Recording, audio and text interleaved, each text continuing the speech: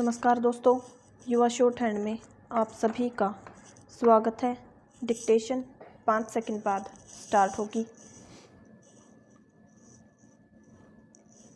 So be ready, start.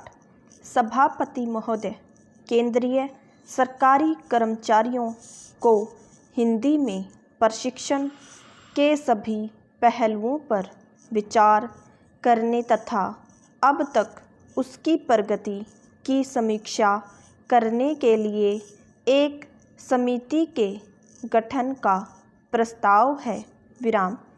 समिति इस योजना के उद्देश्यों की पूर्ति और उसकी सफलता तथा भविष्य में इसमें सुधार लाने के बारे में सुझाव देगी।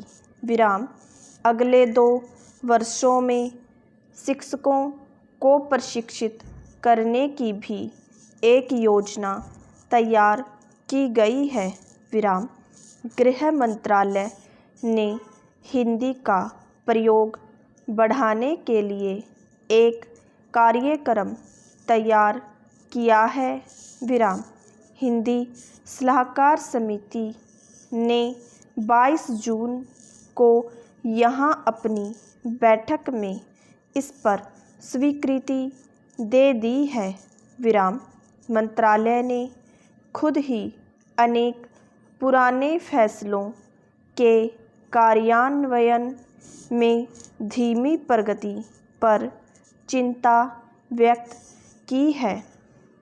अब तय हुआ है कि भारत में हस्ताक्षर किए जाने वाले सभी अंतर्राष्ट्रीय समझौते तथा संधियां जो हिंदी में तैयार होने वाली हों, अवश्य ही हिंदी में तैयार होने लगेंगे।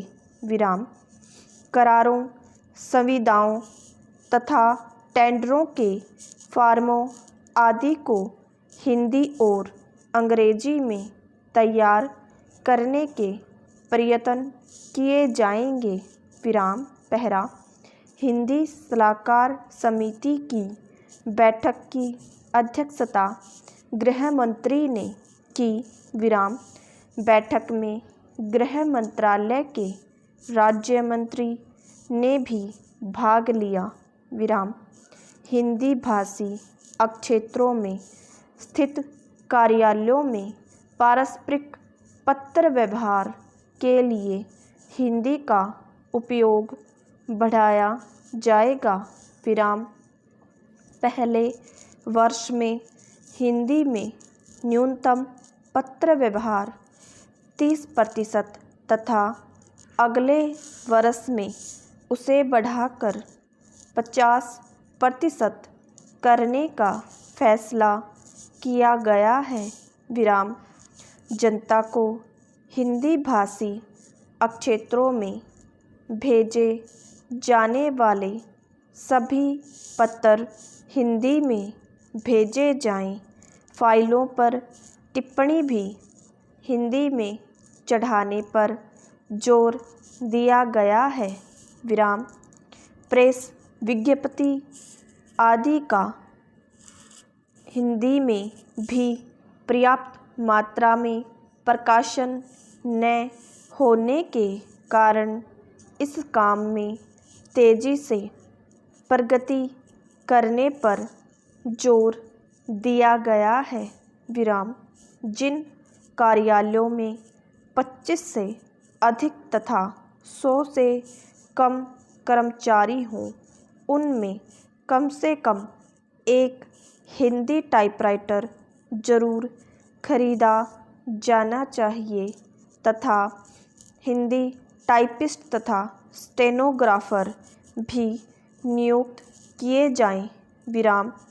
ये निर्देश तो हिंदी के प्रयोग को बढ़ावा देने के लिए वास्तव में प्रशंसनीय कहे जा सकते हैं। लेकिन केवल निर्देश देने से काम नहीं चलता।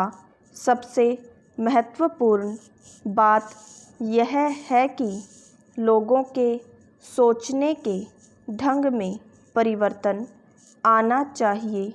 विराम।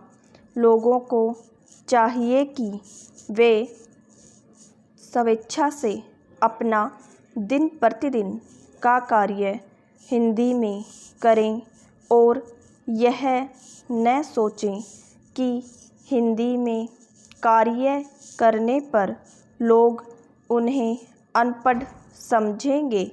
विराम। जब तक लोगों के अंदर यह हीन भावना विद्यमान रहेगी कि हिंदी में काम करने पर या अंग्रेजी में बातचीत करने पर ही दूसरे उन्हें पढ़ा लिखा समझेंगे, तब तक हिंदी का प्रयोग नहीं बढ़ सकता, चाहे सरकार कितने ही प्रयत्न कर ले या धन खर्च कर ले। विराम।